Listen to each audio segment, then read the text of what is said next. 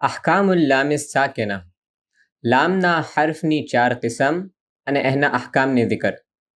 અહકામમાં લામ સાકિના જઝમવાળો લામ કિવારે Izhar C પઢાશે અને કિવારે એનું ઇદગામ થશે એની zikr થશે. લામની 4 કિસમ છે.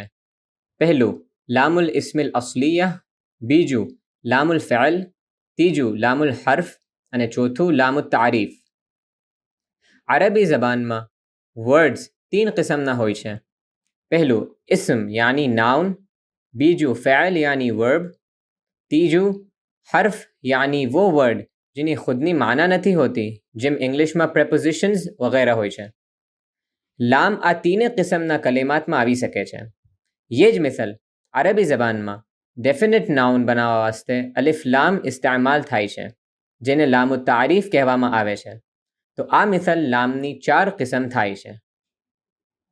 આ 4 કિસમના લામની તફસીલ અને એના અહકામની zikr આગે આવશે.